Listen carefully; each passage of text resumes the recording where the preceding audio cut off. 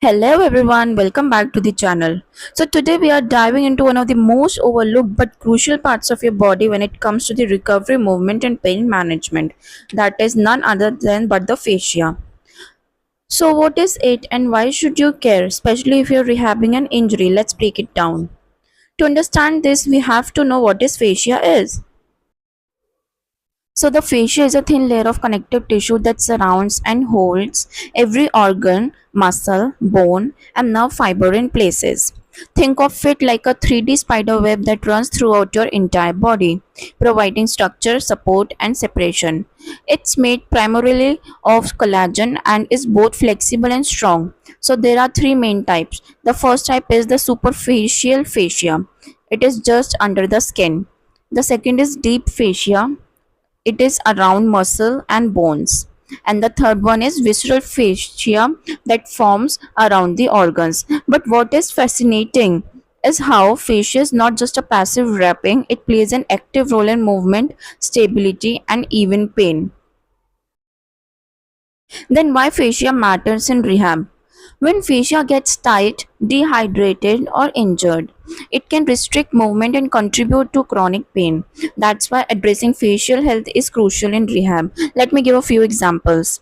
Ever had a hamstring injury and noticed tightness all the way in your lower back? Yeah, that's fascia. Feel stiff or immobile after surgery or a sprain? Your fascia may be stuck or scarred. Chronic pain that doesn't show up clearly or scans. Fascia might be a missing link. So in rehab, we work to improve facial glides, hydration and elasticity because healthy fascia equals better mobility, reduced pain and faster recovery. Now let's come to how to take care of your fascia.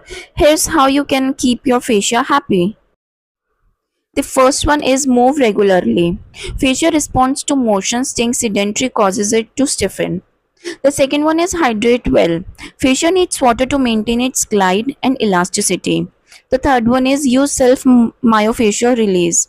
Foam rolling and massage balls or even hands-on therapy can break adhesions. The fourth one is stretch with intent, especially dynamic or facial stretching techniques are there. The fifth one is breathe deeply. Yes, even your breathing pattern influence facial tension. This is why rehab programs today focus not just on muscles or joints but on integrated movement systems including fascia. So next time you're rehabbing an injury or working on your mobility, don't forget about your fascia. It's the body's connective tissue highway, and keeping it healthy can make all the differences in your recovery. If you got questions about fascia or wanted video on specific facial release techniques, drop a comment below. And if you found this video helpful, make sure to like, subscribe and hit that bell for more content or movement rehab and recovery too.